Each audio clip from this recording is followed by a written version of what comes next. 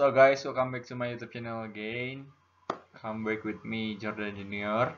Nah, sekarang saya ingin menjelaskan materi tentang memahami kontrol internal dan merancang dan melakukan tes kontrol dan substantif tes transaksi untuk gaji dan siklus personil.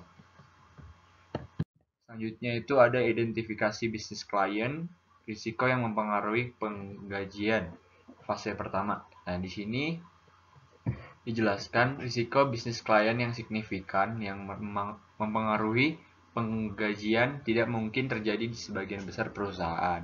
Nah, namun risiko bisnis klien mungkin ada untuk pengaturan kompensasi yang kompleks. Nah, termasuk bonus dan rencana opsi saham dan pengaturan kompensasi yang ditangguhkan lainnya.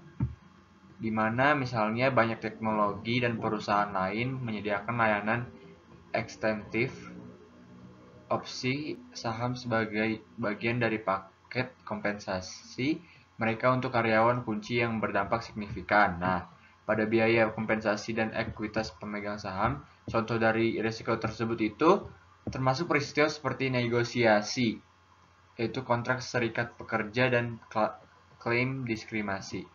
Nah, auditor harus memahami kemungkinan kejadian ini dan menentukan potensi pengaruhnya terhadap laporan keuangan, termasuk catatan kaki pengungkapan. Nah, selanjutnya ada atur kinerja materialitas dan nilai risiko yang melekat. Nah, sebagian besar perusahaan memiliki banyak transaksi yang melibatkan penggajian. Nah, seringkali dengan jumlah total yang besar, namun akun neraca misalnya tidak signifikan, kecuali tenaga kerja yang dibebankan ke persediaan. Nah, selain potensi penipuan, risiko inherent biasanya rendah untuk semua tujuan audit terkait penyimbangan. Nah, ada risiko penipuan penggajian yang melekat karena sebagian besar transaksi melibatkan uang tunai.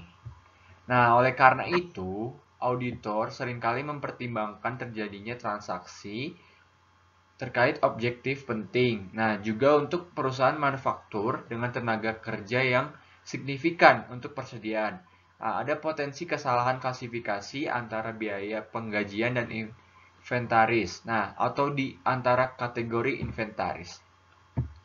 Lalu sebagian besar bagian dari memperoleh pemahaman tentang klien, auditor dapat mengidentifikasi masalah terkait penggajian yang kompleks.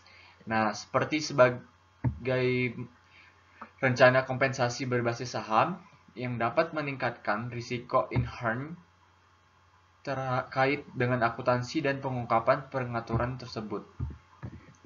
Oke, selanjutnya ada menilai pengendalian risiko dan melakukan tes terkait fase 1 dan 2, di mana membahas tentang penilaian risiko, pengendalian dan pengujian terkait atas pengendalian dan pengujian substantif atas transaksi.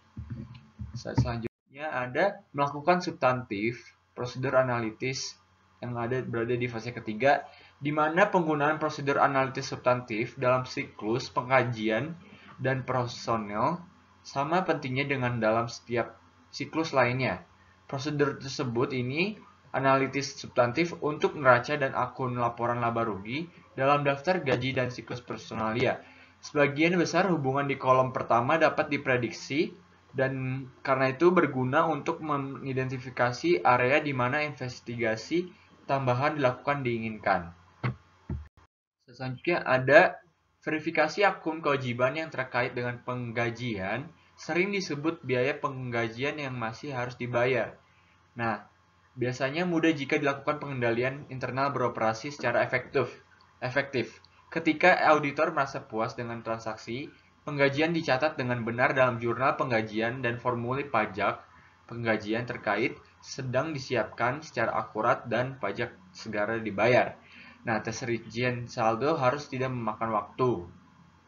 Selanjutnya, ada dua tujuan audit terkait keseimbangan utama dalam menguji kewajiban penggajian, yaitu adalah pertama, akrual dalam neraca saldo dinyatakan dengan jumlah yang benar atau secara akurasinya itu tepat. Nah, yang kedua ada transaksi dalam penggajian dan siklus personalia dicatat dengan benar periode atau cut off yang bisa kita kenal dengan istilah pisah batas. Nah, perhatian utama dalam kedua tujuan tersebut adalah untuk memastikan bahwa tidak ada akrual yang dikecilkan atau dihilangkan. Thank you guys for watching this video. Semoga apa yang telah saya presentasikan ini bisa bermanfaat bagi kita semuanya dan menambahkan sedikit ilmu bagi kita juga. Bye bye guys.